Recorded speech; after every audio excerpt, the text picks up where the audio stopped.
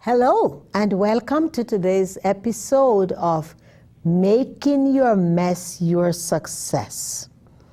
You know, one of America's great speakers and teacher, spiritual teacher, John Maxwell, says that everybody has a pain file, and you and I are no different. However, what we do with our pain is entirely up to us. I know over the years I have converted my pain into so much gain. And, you know, those of you who know my story can affirm to that. So it is up to each of us as to what we do with our pain. But for me personally, I have converted so many of my mess into success. And each and every one of us have a story of mess. It can be a story of abuse, drugs, alcohol, whatever it is. Your mess is, you know what your mess is. I want you to take it right now and just look at it and says, you are no longer a mess. I have made the decision that I'm going to work with you, and together we are going to become the greatest success. So you are taking it in your hand, you are embracing it, and you are telling it it is no longer holding you hostage of that negative place. There's no more pain. You are getting ready to enjoy life together. All right? So, identify where you're hurting, what the pains are. And after you list those things, you're going to take them one by one. You address what you're going to do to convert them. Whatever help or insight is needed to convert them or modify them into the success, you are going to do that. Keep telling your story to people, because a lot of times we think that, oh my heavens, our story, nobody is going to be interested, but I'm here to tell you. You begin to tell people your story, you see their eyes start welling up. And they are not crying out of empathy for you.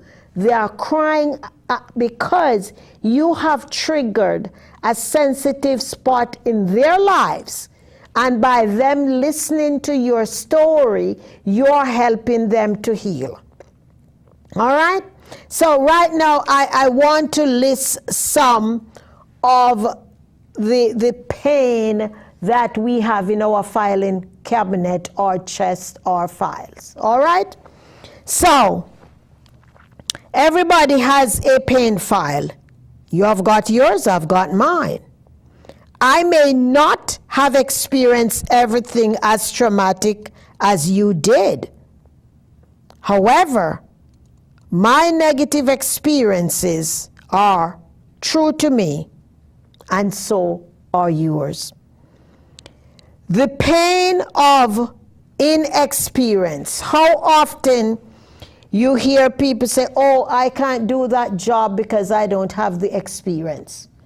And, oh, no, that is not for me. I don't have the degree, I've never done that before.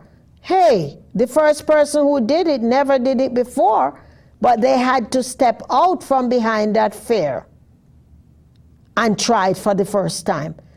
That's how we get experiences, by stepping out and trying something for the first time. So that's the first pain a lot of people used to go with and say, oh, I don't have the experiences. I'm too young, I've never done that. All right? The next pain that we have is the pain of incompetence. I'm not capable. I didn't go to college. I don't have a university degree. And the list goes on and on and on and on and on. Again, those are just excuses and pain that you keep holding on to prevent you from moving forward. The next pain that we oftentimes file away is our pain of disappointment. So what? If you attempted something in the past and it never happens, go do it again. Who cares? Let it go and move on. The next pain is the pain of conflict. That list can be so long. Everybody have had, this person has done that to me and that person has done that to me, and for that reason, I'm not doing X, Y, Z. Hello, wake up, drop it, move on. The next pain we have is the pain of change. We were born right here. We are not leaving to go anywhere. I don't want to move out this house. I don't want to do this and that. Oh, no. Can you imagine me leaving here? I'm 40-something years. I can't leave here now. This is where I was born and raised. I got to stay here. Oh, all of a sudden this new manager comes in the job, and all of a sudden they want to change everything up. How do they expect us to function? The reason you're not growing is because you are not embracing change.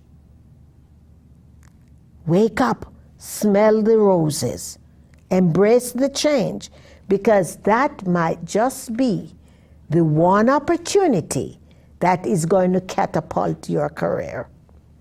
The next pain we have is the pain of bad health. Oh, my knees hurt, my back hurt, my shoulder hurt. Girl, I can't see nothing. I can't this, I can't that, I can't the other. Again, these are just excuses that you hold on to as a crutch to prevent you from moving along. The next pain we talk about is the pain of hard decision. Oh my God, no. Don't ask me to do that now. I can't deal with that right now. That is too much for me to even think about right now. Oh, no. I'm not going to do that. Nobody wants to take action to make a hard decision. You got to step up. You know what is right for you. You're in a certain position. You might have somebody on your team that you know is doing more bad than good to the team, and it's your call. Are you going to continue to allow the company to lose because that person is on your team, or are you going to stand up and make the decision as a supervisor to call the person to their accountability? I'm not saying fire them, but you call them up and let them know that you know what's happening. Give them an ultimatum. Give them a second chance and an opportunity to correct what they are doing.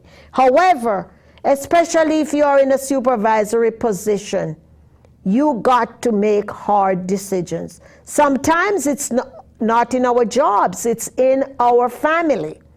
But if you find yourself on the hot seat that you need to make that hard decision, hey, you can't keep pushing it away. You got to step up to it and take the responsibility of doing what is expected of you. The next pain that we hold on to is the pain of financial loss.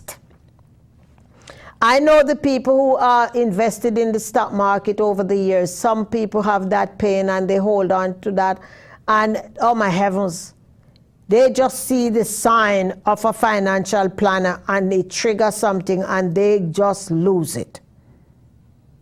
We got to let it go. We got to heal ourselves and we got to move on. We got to move on. How can you learn from that lesson? Maybe you can do your due diligence, do your homework before you invest in situation. Make sure you have all your questions answered before you write that check. However, it does not matter how devastating the loss has been. You can come back and you can come back better. You know? Whatever it is not that detrimental that you cannot come back. However, that comeback is going to be dependent on you. The next pain we deal with is the pain of not being number one. Oh my God. I'm on this job from when everybody come. The young kids come and they get promoted, and what I am doing, I'm sitting here in the mail room for how many years? Nobody cares about me. Nobody offer me any promotion. Nobody asks for my input into anything that is going on. I guess I don't have the qualification to be number one. Nobody consider me. You need to consider you. You need to start to do the things that will let you be number one. It is your responsibility. Hold yourself accountable to the steps that you need to make that will position you in number one. Don't sit around with a sense of entitlement that somebody is going to let you be number one. No, it is your responsibility to do the things that will get you into the slot that you need to be. The other pain that we oftentimes has in our filing cabinet is the pain of traveling. You know, there are some people that say, oh, no, I will never go in an airplane. Oh, I can't do that. And they have lost prominent positions.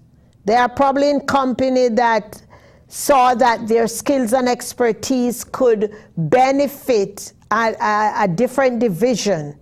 And it doesn't matter how attractive the compensation package is. They refuse to go because they are holding on to the pain of traveling. I don't want to go on the plane. I can't drive the train. I got to drive to go everywhere I got to go, and I can't drive overseas. So can you imagine me trying to get in another country? And their list goes on and on and on of all the things that they cannot do. They can't go to another state. It is too far from their church. God is everywhere. It doesn't matter where you go. You can find a place to worship Him. So let go of that fear. The next pain we have is the pain of responsibility. We are looking and we said, you know something? Had I not been in such and such a situation, if only that supervisor had gave me the right assessment and evaluation at my assessment time on the job, I would have gotten a better raise and I would have gotten a promotion. Hey, it's up to you. You have to request what you need. Have a conversation. A conversation does not need to be a disagreeable dialogue. A lot of times our companies, our bosses and supervisors have no idea what our contributions are to the position. So it is your responsibility to draw it to their attention. Remind them of what your job responsibilities are. Point out to them some of the steps that you have took over the periods that you are there that has helped to position the company.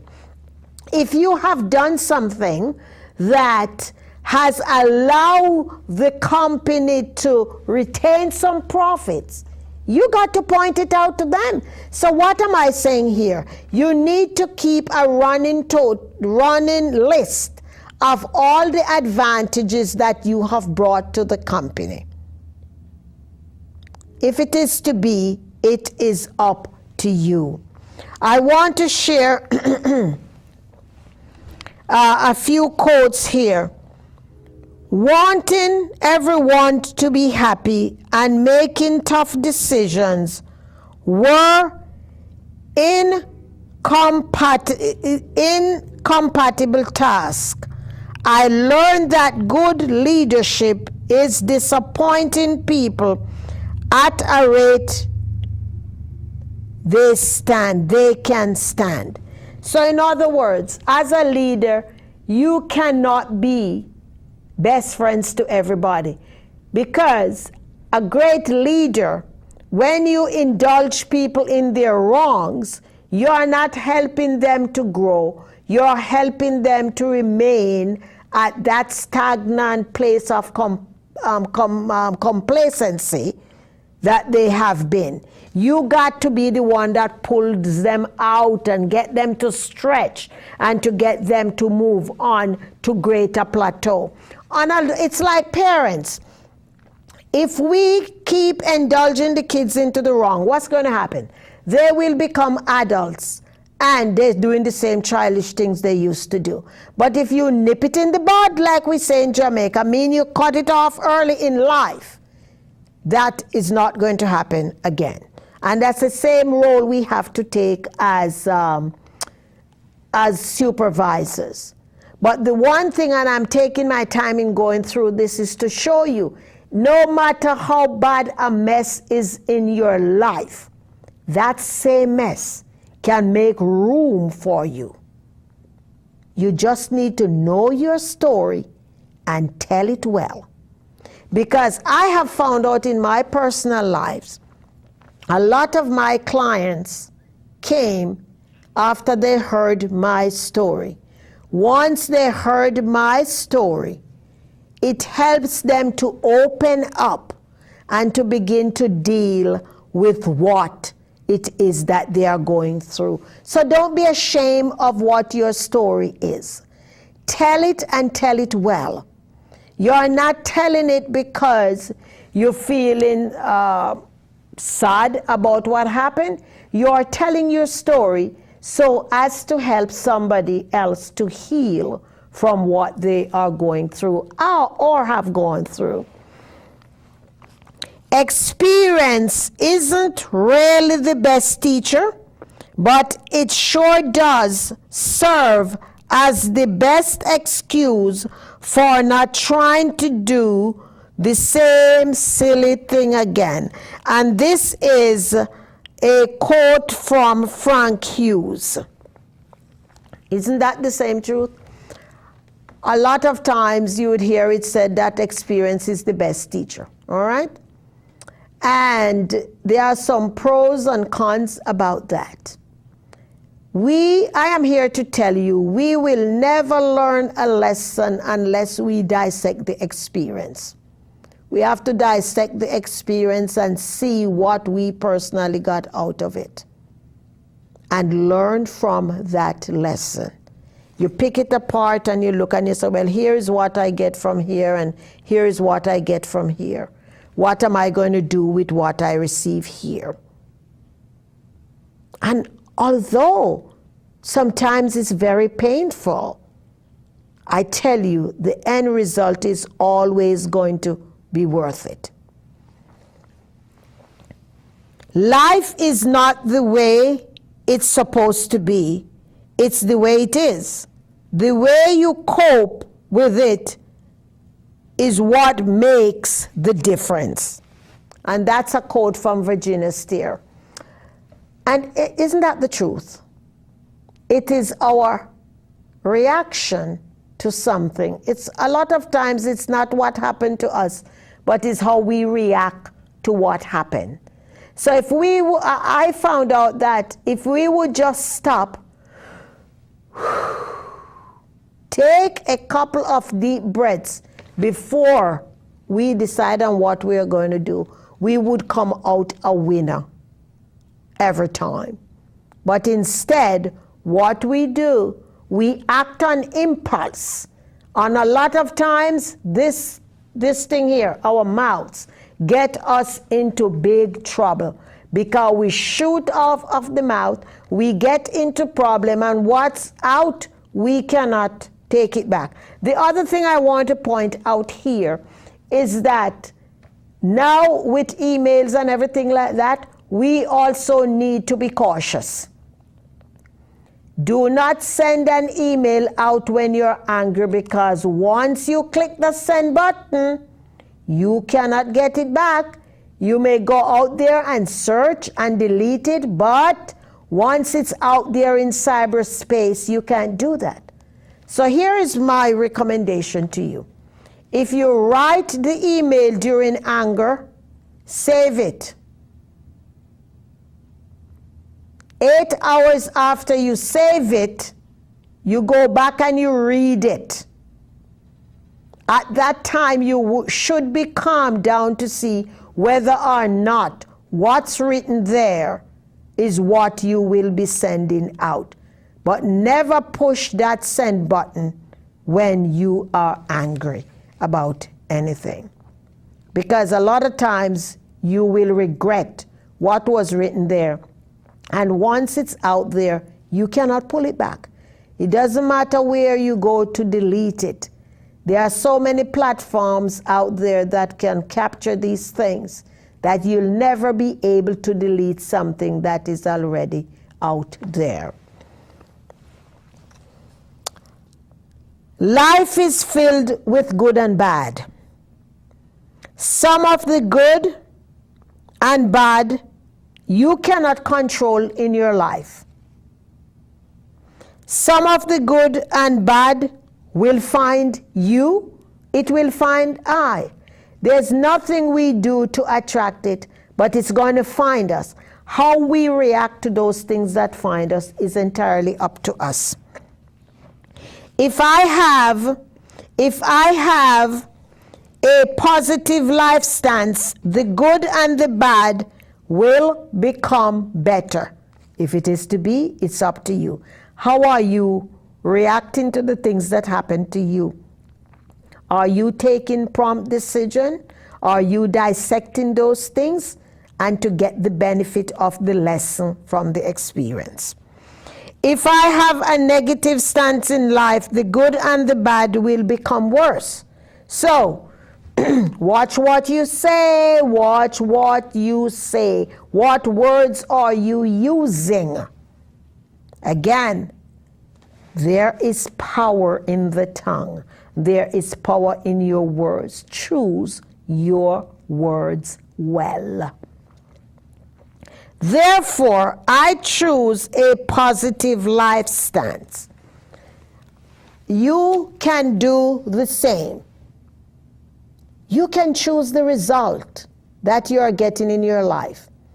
You know, I'm sure there are so many YouTube videos out there and everything, and I am sure even you in your personal life you know someone who has gone through the most devastating experience, and sometimes experiences. However, they made the decision to capitalize on that and to turn it around. Some people become inspirational speakers. Some people write books. And the list goes on and on with the different things that they do. Find your sweet spot. What are you going to be doing with your mess or messes to turn them into success? I challenge you to go out there and design a plan that will help you convert your mess into your success. And the part B to this challenge is that I want to hear from you. Why don't you call me on 203-794-6208 or email me at dynamicdaphne1@gmail.com or join me on Twitter at Dynamic Daphne, Facebook.com, Dynamic Daphne, or leave me a message on my website at DaphneClarke-HudsonEmpowers.com. I just cover all the bases where you can share your result with me. I know that I am not the only person who has messes in my life. You have them too. Are you just sitting around with them and whining about what has happened to you? Or can you challenge yourself to be bold, to walk up to your truth, embrace your truth, and make the decision that no longer will this thing holds me hostage. I deserve better. I owe it to myself to create the successes in my life that I have allowed to lay dormant in the trenches over the year. It is never too late. I really don't care how old you are. The best of your life starts today. But in order for you to reap the benefit, you have to make the right decision. To know that I deserve more. I'm going to go out there. Whether I have the support of my family and friends or not, I'm going to go out there. And I am making the decision today that no longer will my mess holds me hostage, but my mess will now become my success. If I have done it, so can you. They say that it is never finished until the fat lady sings. But once you take action to convert your mess into your success, the fat lady will always be singing. I look forward to seeing you at the top. Love you.